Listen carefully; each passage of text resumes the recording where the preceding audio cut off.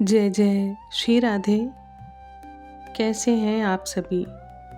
आशा करती हूँ श्री जी की असीम अनंत कृपा, हमारे परम पूज्य श्री सद्गुरुदेव भगवान की असीम परम कृपा आप सब पर प्रतिपल प्रतिक्षण बरस रही है।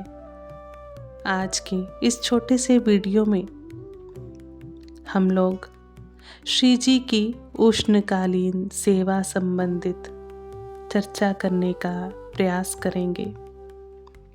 वीडियो में आगे बढ़ने से पहले आप लोगों को अनुरोध करूंगी, अगर आप चैनल में नए हो तो चैनल को ज़रूर सब्सक्राइब कर लीजिएगा और वीडियो को अंत तक ज़रूर देखने की चेष्टा करिएगा। साधकों, सभी मौसम के तरीके ग्रीष्म ऋतु में भी सखियों को राग, भोग और श्रृंगार, यही 3 सेवा स्तर के ऊपर ध्यान रखना पड़ता है। अभी श्री जी की सेवा में उष्णकाल यानी ग्रीष्म ऋतु में क्या क्या मुख्य बदलाव लाती हैं सखियां, आइए जान लेते हैं। आपको ये ध्यान रखना पड़ेगा कि ब्रह्म मुहूर्त में आपको निद्रा से उठना ही पड़ेगा, क्योंकि अभी श्री जी की मंगला जल्दी से जल्दी समाप्त हो जाएगी। आप प्रयास करें कि 5:30 से 6 बजे के बीच में श्री जी की मंगला सेवा समापन कर लीजिएगा। श्री जी को बहुत ज़्यादा देर इंतज़ार मत करवाइएगा, क्योंकि अभी सूर्य उदय बहुत जल्दी जल्दी होने वाला है। आगे चलकर गर्मी भी बढ़ने वाली है, तो श्री जी को अपेक्षा कराना उचित नहीं है, क्योंकि हितोपासना मतलब श्री जी के हित के लिए उपासना। अब बात करते हैं श्री जी की स्नान सेवा की। स्नान सेवा में बहुत ज़्यादा ध्यान रखना पड़ेगा।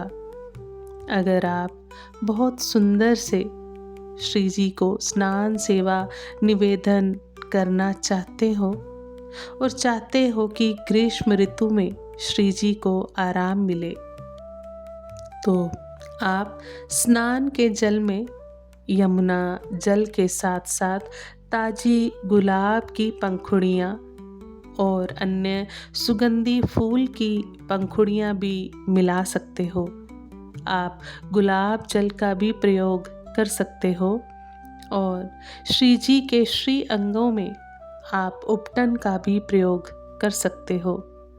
आप घर पर भी उपटन बना सकते हो और मैं आगे किसी ब्लॉग या शॉर्ट वीडियो में आप लोगों को उपटन बनाना भी सिखाने की चेष्टा करूंगी।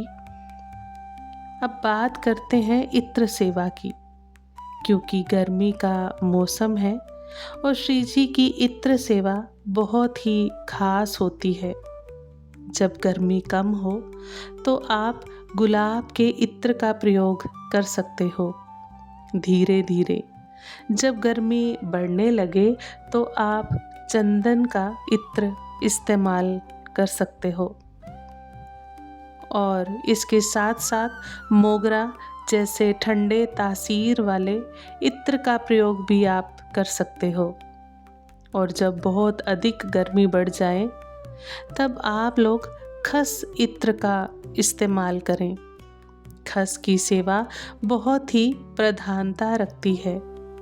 दोस्तों, खस जिसे वर्टिवर रूट कहा जाता है, एक पौधे की जड़ होती है।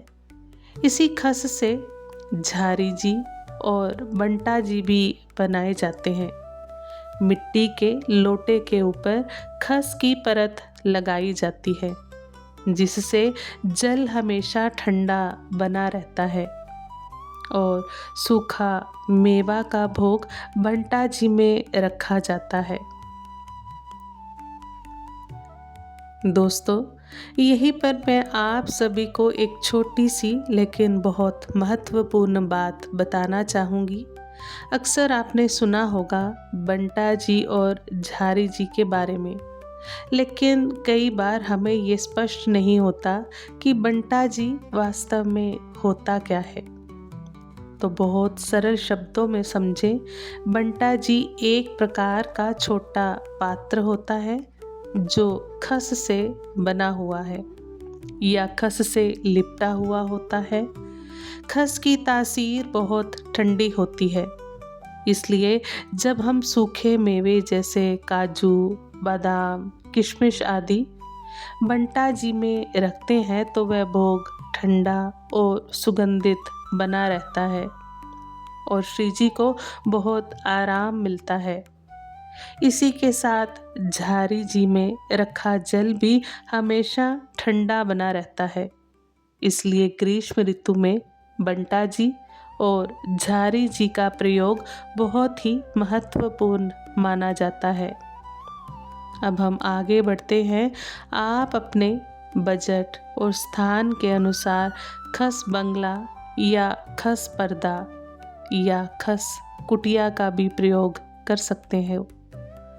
खस बंगले पर गुलाब जल का छिड़काव करने से बहुत अद्भुत शीतलता प्राप्त होती है। अब बात करते हैं भोग सेवा की। ग्रीष्म ऋतु में आप ठंडे ठंडे फलों का रस, शरबत, मठा, छाछ, लस्सी, दही आदि भोग लगाएं। ये सब बहुत ही आरामदायक होते हैं। ध्यान रखिएगा दोस्तों, अगर आप विरक्त, संत हो या नियम का पालन करते हो तो तरबूज को अवॉइड भी कर सकते हो। अब बात करते हैं श्रृंगार सेवा की। ग्रीष्म ऋतु में श्री जी को भारी वस्त्र नहीं पहनाने चाहिए, जैसे वेलवेट या मोटे कपड़े। इसके स्थान पर हल्के सूती, मलमल या कोटा डोरिया वस्त्र का प्रयोग करें। ताजे फूलों का श्रृंगार करें। गुलाब, मोगरा, चंपा, चमेली, इनसे माला बनाकर श्री जी को अर्पित करें। चंदन सेवा बहुत खास होती है। आप ताजे चंदन में थोड़ा सा केसर मिलाकर पत्रावली कर सकते हैं और जब गर्मी अधिक बढ़ जाए तो उसमें थोड़ा सा कपूर भी मिला लें। अब अंत में पंखा सेवा। ग्रीष्म ऋतु में पंखा सेवा बहुत आवश्यक है। आप कपड़े की पंखी, मोर पंखी और खस के पंखे का भी प्रयोग कर सकते हो। आज का ये छोटा सा वीडियो बस यहीं तक। अगर कोई प्रश्न हो तो कमेंट में ज़रूर पूछिएगा। मैं जल्दी ही नए वीडियो के साथ मिलूँगी। तब तक के लिए जय जय श्री हरिवंश। श्री सद्गुरु देव भगवान की जय हो। आप सभी वैष्णव जन को जय जय श्री हरिवंश।